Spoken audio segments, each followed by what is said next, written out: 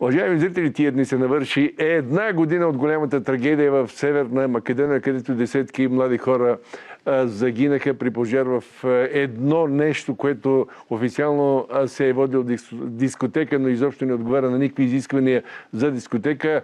Десетки са жертвите, стотици бяха ранените там. Малко след трагедията включихме от Северна Македония журналиста и писател Владо Перев. Тогава той даде една мрачна прогноза. Нищо, че много повече хора загинаха при тази наша трагедия, казва той, но няма да има протести като в Сърбия, заради подобна трагедия. Само че там, както добре знаем, се срути една козирка на ЖП гара. Но да си припомним преди година казаното от господин Перев и след което го включваме отново за участие в нашето предаване.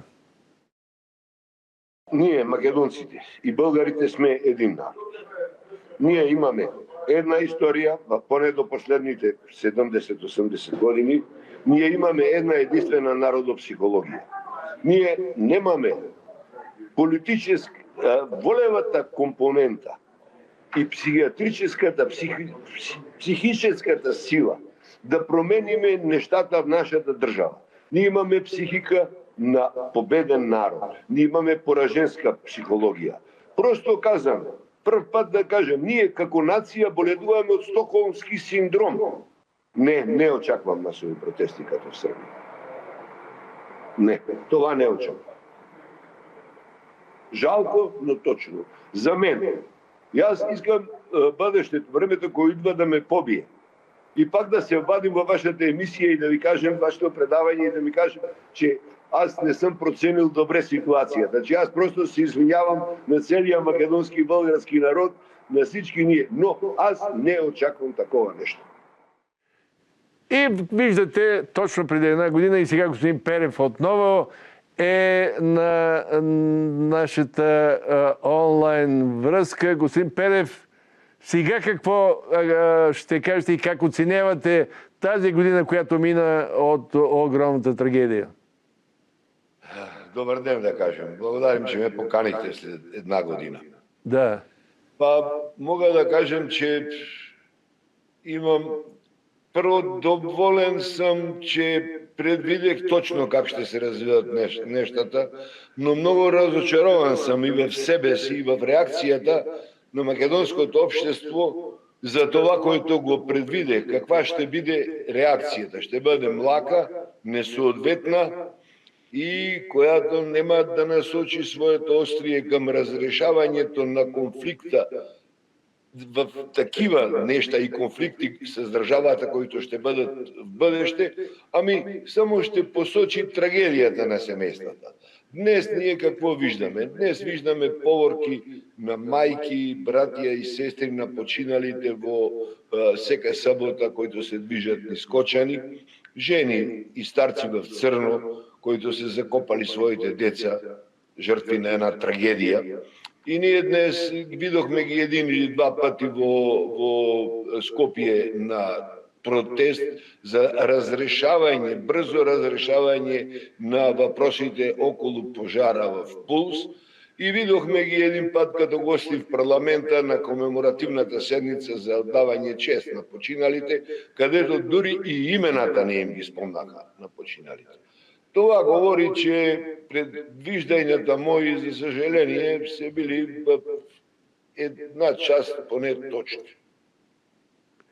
И как си го обяснявате? Как си го обяснявате при такава невероятна трагедия?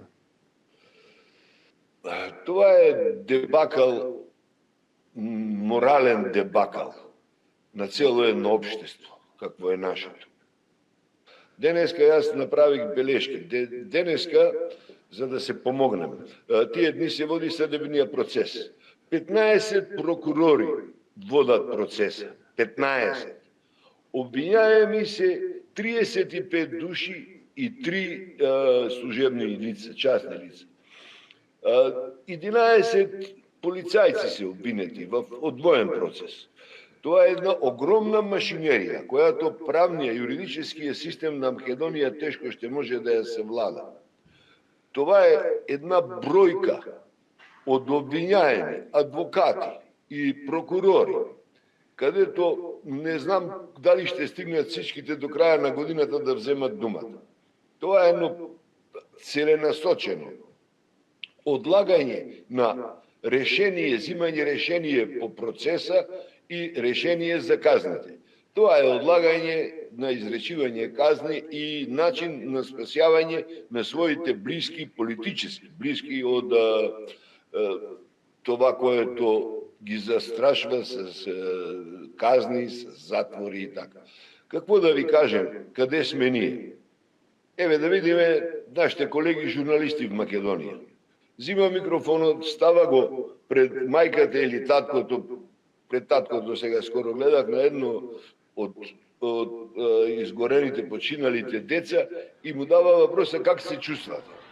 Как да се чувства един човек, който е хранел и растел едно дете, 22, 3, 5 години, детето му е загинало в един глупав инцидент, по който държавата абсолютно е забравила всички мерки на безопасност. На един хаос, на една кражба, на една абсолютна неотговорност на сите функции на държавата. Как да се чувства той човек? Това е глупав въпрос. Това сме ние. Това е нашата народопсихология.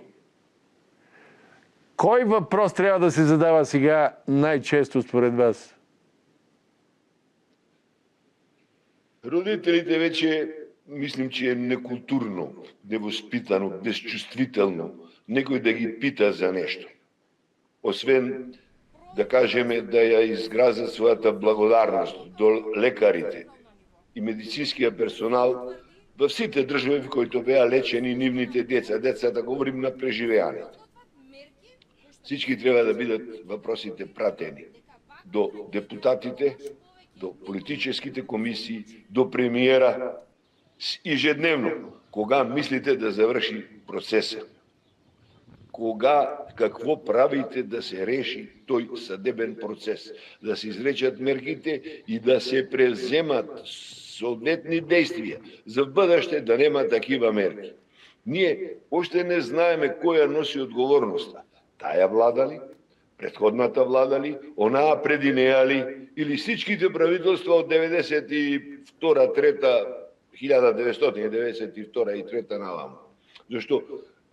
Като кога фрлите камък във водата, како се хвърлят брановите и се ширят, така се шири отговорността се на некое минато време. Те не е имало достатъчно инспектори, те не е имало достатъчно специалисти, те не е имало кой да погледа плана, те некой не знаел какъв трябва да биде паркинга и слични глупости. Това не е нощен клуб, това е един капан, како викат, това е една стапица. Това е смъртоносна стапица, смъртоносен капан за хората, които се там. С абсолютна безотговорност на цялата държава. Тук трябва да отговарят всички.